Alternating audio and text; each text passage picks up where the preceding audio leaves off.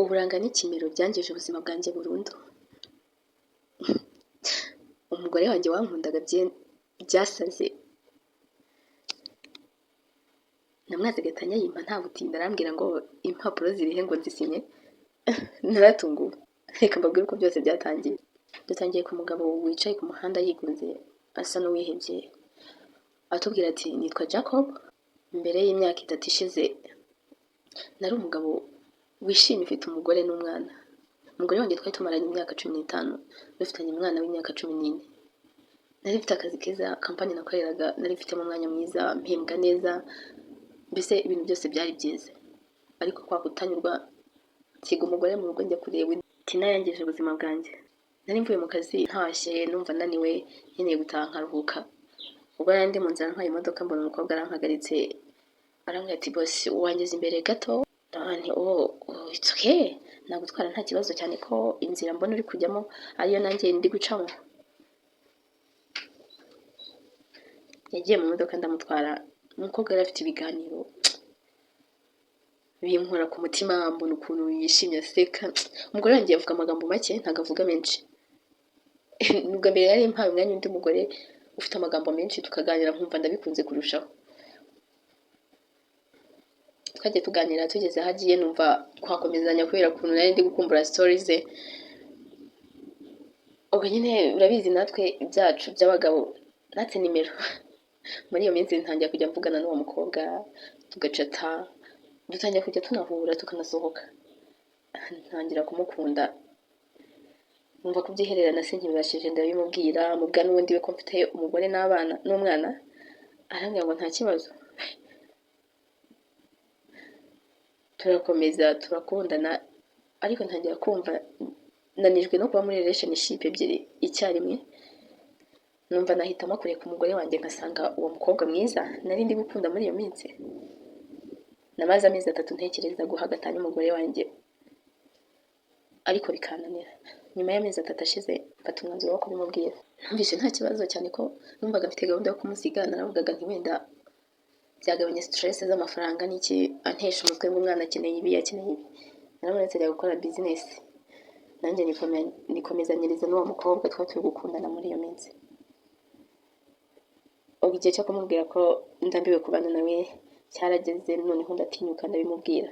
Naramuhamagaye nti waza tukavugana gato. Umugore wanjye araza ndamubwira nti rero madamu urabizi imyaka 15 wambereye umugore mwiza nta kintu nagushinza. Biranangoye kubikubwira ariko nafashe umwanzuro. Umugore wanjye ati nafashe umwanzuro ko tugomba gutandukana kandi umbabarire ntungore tutandukane mu mahoro pe. Umugore wanjye adaciye ku ruhande nta gutindiganya yaransubije ati impapuro zirihe ngo nsinye. Yumvaga niteguye ko agiye kurira akambwira ngo winsiga gumana nanjye ubansezeranyije kuzabana nanjye kugeza ku gupfa. Ibyo bintu bimunshimishe kubyumva ariko umugore wanjye yarabinyimye. Ambwiye ati impapuro zirihe ngo nsinye. Ntitunguwe ariko nta kundi nari kubigenza. Namuhaye impapuro arasinya.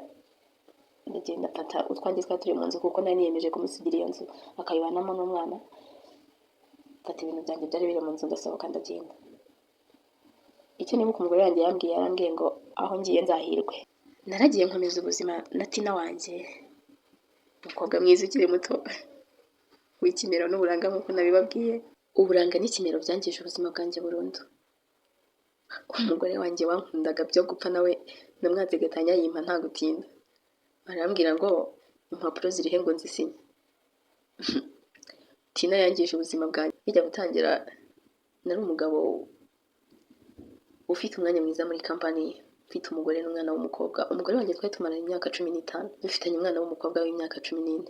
Nahembwaga neza, mfite umwanya mwiza muri kampani nakoreraga. Umunsi umwe mbere y'imyaka 3 ndabyibuka nari mvuye mu kazi numva naniwe, mfite gahunda yo gutaha nkajya mu rugo nkahita ndohuka kuko ejo n'ubundi bwari buke mfite akazi nanone. Arambwira ati boss wangeze hano imbere. Ndamubwira nto it's okay nta kibazo nagutwara cyane ko ndi kubona icyerekezo uri kwerekezamo ariko nanjye ndi kunyura. Umukobwa yagiye mu modoka tugenda tuganira. Umukobwa yari afite inkuru nyinshi mbese kumureba byari bishimishije. Yari umukobwa mwiza w'uburanga n'ikimero koko azi no kuganira. Umugore wanjye yaratuje cyane avuga amagambo make ahari icyo gihe nahuraga n'uwo mukobwa nibwo natekereje ko umugore wanjye, umukobwa namugejeje aho agiye ava mu modoka, ariko murabizi namwe abagabo uko twitereye, natse nimero kugira ngo nawe tuzajye tuganira. Nimero yarazimpaye, muri iyo minsi dutangira kujya tuganira, tugahamagarana, tukandikirana, mbese turagenda tuba inshuti, bigeze aho birenga ubushuti hazamo urukundo. Numvise kubyihanganira binaniye, ndamubwira nti naragukunze, mfite umugore n'umwana ariko naragukunze. Umukobwa ntiyampakanira, arambwira ati nanjye numva ngukunze.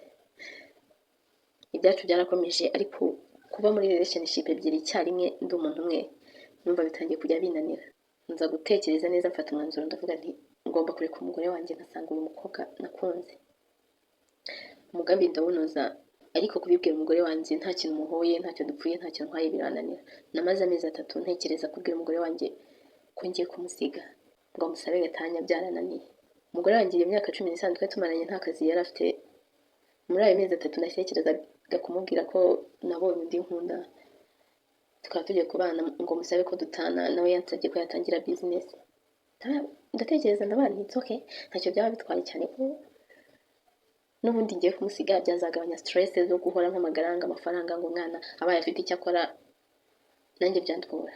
Namuretse akomeza business, nanjye nkomeza ibyanjye gukomeza nkundana n'uwo mukobwa. Umunsi rero kumubwira ko nshaka gatanya warageze, ndamuhamagara araza, ndamubwira nti rwose twabanye neza madamu, wambereye umugore mwiza, ariko inyihanganire nsigaye mfite undi muntu nkunda kandi ndumva nshaka kubana nawe. Muri uwo mwanya nari niteguye ko umugore wanjye agiye gutomboka, akavuga, akarakara, akarira, bakansaba kutamusiga, akanyibutsa amasezerano twahanye yo kuzatandukanywa n'urupfu n'ibindi. Nari nzi ko ari byo umugore wanjye agiye gukora, ariko icyabaye umugore wanjye yarambwiye ngo impapuro za gatanya zirihe ngo zisinye. Naratunguwe, nta marira, nta kababaro mu maso, umugore mwereka impapuro arasinya, ubwo dutandukana. Uko nari nafashe umwanzuro w'uko ngiye kumusigira inzu twabagamo, akayisigaranamo n'umwana, nanjye nkajya kubana n'uwo mukobwa. Niko byagenze, kuko nafashe ibyanjye ndasohoka ndagenda. Nakomeje ubuzima hamwe n'uwo mukobwa, dukomeza gukundana. Mu minsi ya mbere byari byiza pe, numvaga ntashaka kwibuka n'umugore wanjye twabanaga mbere. Nari nzi neza ko umugore wanjye yankunda cyane birenze. Natunguwe no kumwaka gatanya, aransubiza ngo impapuro zirihe ngo zisinye. Nitwa Jahdo, ngiye kubabwira uko narangije ubuzima bwanjye.